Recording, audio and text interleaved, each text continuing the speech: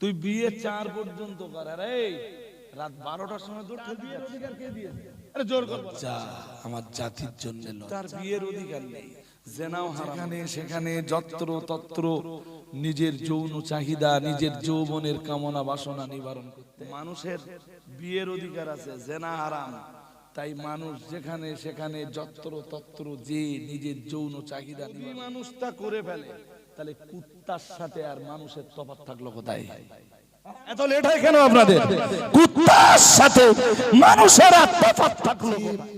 মারাত্মক ক্ষতি যেটা করে সেটা হলো যৌবনের উপরে একটা বিরাট প্রভাব ফেলে।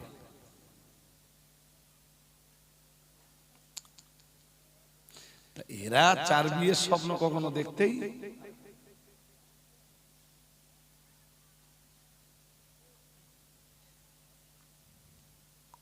আমার কথা কি শুনছেন নাকি? শুনছেন না? কোরআন বলে দিয়েছে বাঁধন দিয়ে পড়ে। আল্লাহ পাকের কোরআন পড়ি জানিয়েছে, মহান আল্লাহ জানিয়েছেন। চলুন আগের অংশটা আরেকবার বলি। মহান আল্লাহ জানিয়েছেন, ফানকিহু মা তাবা লাকুম মিনান নিসাই মাসনা ওয়া সুলাসা ওয়া রুবাআ ফাইন খিফতুম আল্লা তাদিলু ফাওয়াহিদা। মহান আল্লাহ জানিয়েছেন, এ দুনিয়ার পুরুষের দল, তোমরা হালাল মেয়েদের ভিতর থেকে পছন্দ মতো 2, 3, 4 পর্যন্ত বিয়ে করতে পারো। আল্লাহ পাক রব্বুল আলামিন আবার জানিয়েছেন, ফাইন খিফতুম আল্লা তাদিলু ফাওয়াহিদা।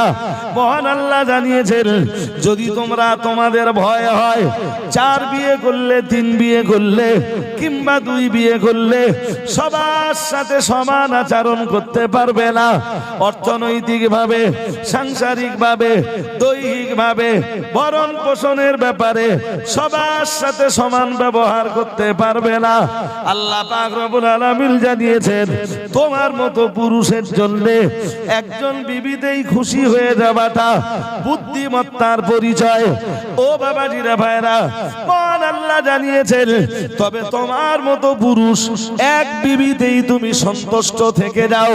আমি আপনাকে বোঝাতে চাইছি, আমি আপনাকে শুধু এটাই বলে বোঝাতে চাইছি, আল্লাহ পাক রব্বুল আলামিন तमाम দুনিয়ার মানব মণ্ডলীকে যা যা অধিকার দিয়েছেন, তার ভিতরের একটা অধিকারের নাম বিবাহ করার অধিকার। সুবহানাল্লাহ বলুন। কিসের অধিকার? গরুর বিয়ে হয় কেন হয় না?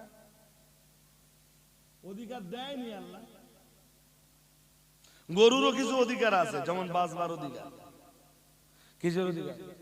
আপনার মন চাইলে ওরে ঠেঙ্গে মেরে ফেলতে পারবেন না। আপনার মন চাইলে ওর খাবারের পাত্রে বিষ দিয়ে মেরে ফেলতে পারবেন। ওরও পৃথিবীতে বাঁচবার অধিকার দিয়েছেন কে? জোর করে বলুন। গরুর অধিকার আছে খাদ্য গ্রহণের অধিকার। কিসের অধিকার? আরে বাবা, এই অধিকার আপনারও আছে, আমারও আছে।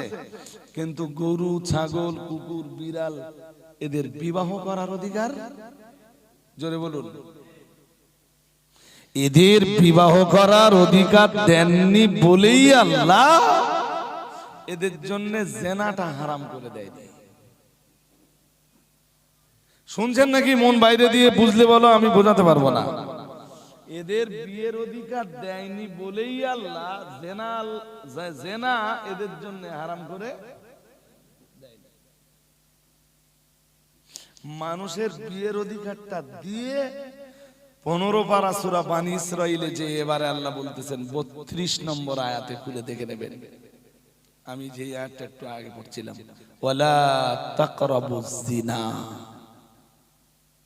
আল্লাহ বললেন একটা রাস্তা ওপেন করে দিয়েছি, একটা রাস্তা খুলে দিয়ে আর একটা রাস্তা বন্ধ করে দিচ্ছি। জেনে রাখো সেই রাস্তাটার নাম জেনা। কি নাম?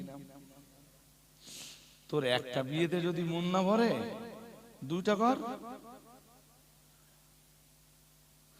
2টায় যদি মন না ওঠে 3টে কর, তাতেও যদি মন না ওঠে 3+1 কত হলো? তুই 4 পর্যন্ত কর। তবে ইসলাম নিষেধ যেটা করেছে, কারোর দরজায় যে দৌড় ঠেলাঠেলিটা কিছু বলে না। ইসলাম কি বলেছে?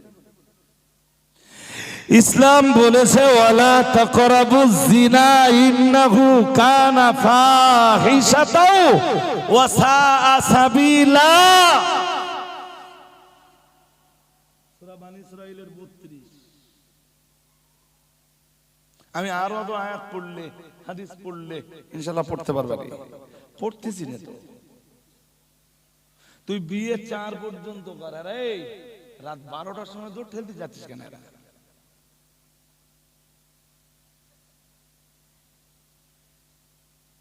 চার বিয়ের অধিকার কে দিয়েছে? আরে জোর করে বলে না।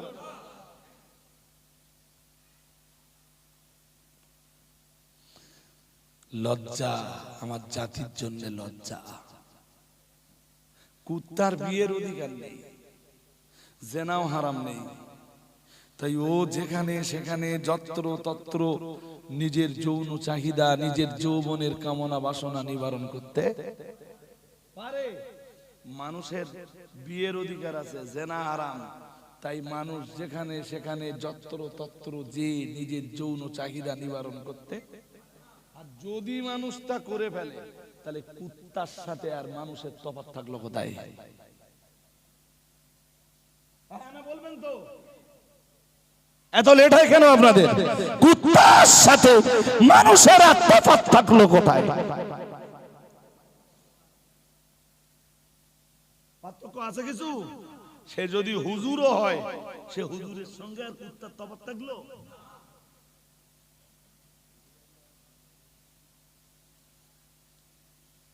এর পরেও তো কিছু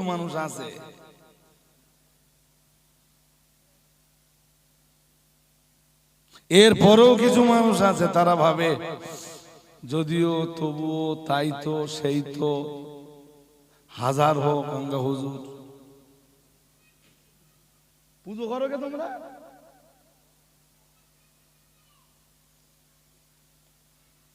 তোমরা হুজুর যখন তোমরা পুজো করো কে? যাও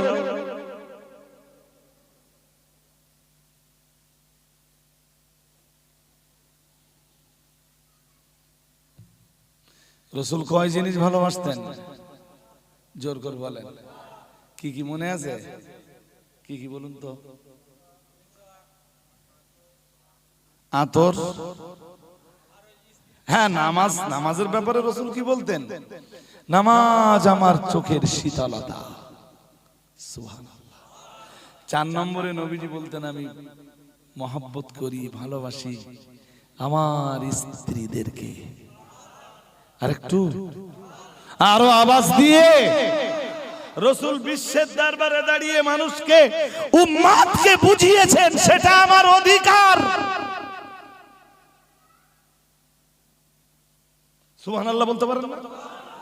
আর একটু মন খুলে বলেন, তুমিও অধিকার সাব্যস্ত করো। পরের জমিতে নাঙল দিতে গেলে তেমনি তাড়াতাড়ি খেতে হবে।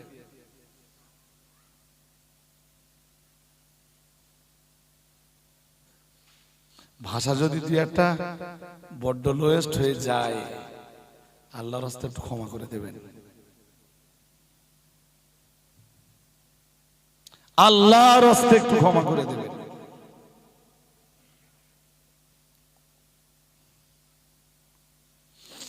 ইসলাম একদম শুরুতে আমি কোরআনের যে আয়াত পড়েছিলাম মনে আছে? সূরা আরাফের 26 নম্বর আয়াত। আমি পোশাক নাযিল করেছি কেন?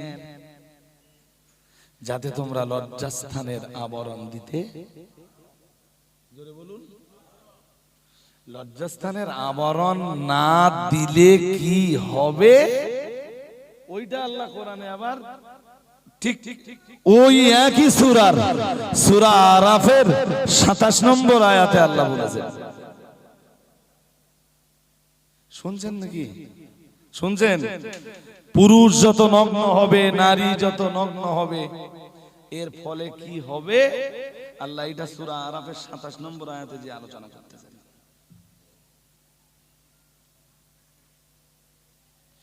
ইবলিস মানুষকে যত বেশি উলঙ্গ করতে পারবে, ইবলিসের তত বেশি লাভ। যত বেশি ছেঁড়া প্যান্ট পরাতে পারবে ইবলিসের তত জোরে বলুন লাভ। দেখবেন ছিটটি ছিটটি ছিটটি ছিটটি একদিন কিচ্ছু থাকবে না। এখন তো যেসব ছেলেরা ছেঁড়া প্যান্ট পরতেছে বাগলা বাগলা উঠে গেছে। হ্যাঁ না বলবেন তো? দেখতেছেন না দেখেন না?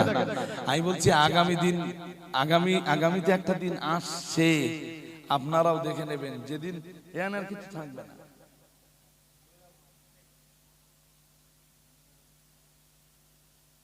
কারণ কি আমি বলে যাচ্ছি, আজ আর ব্যাখ্যা করার সময় নেই।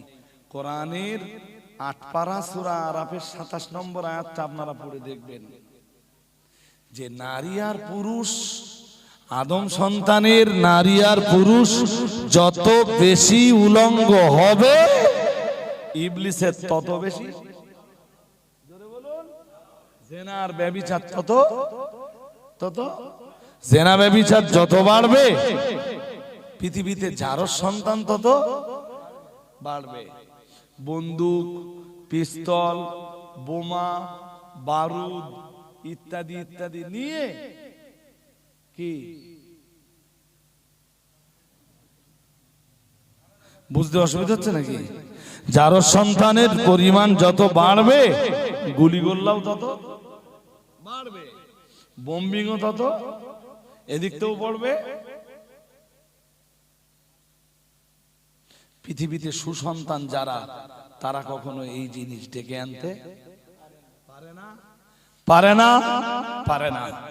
আজ আমার ব্যাখ্যা দেওয়ার শুধু সময় নেই, নইলে বুঝিয়ে দিতাম আপনাদের। সুসন্তান পৃথিবীর মানুষের জন্য ফিতনা ডেকে আনে না, বিপর্যয় ডেকে আনে না, কলহ ডেকে আনে না। মানুষের জন্য ফিতনা ডেকে আনে, মুসিবত ডেকে আনে, বিপর্যয় ডেকে আনে পৃথিবীর জারজ সন্তানেরাই।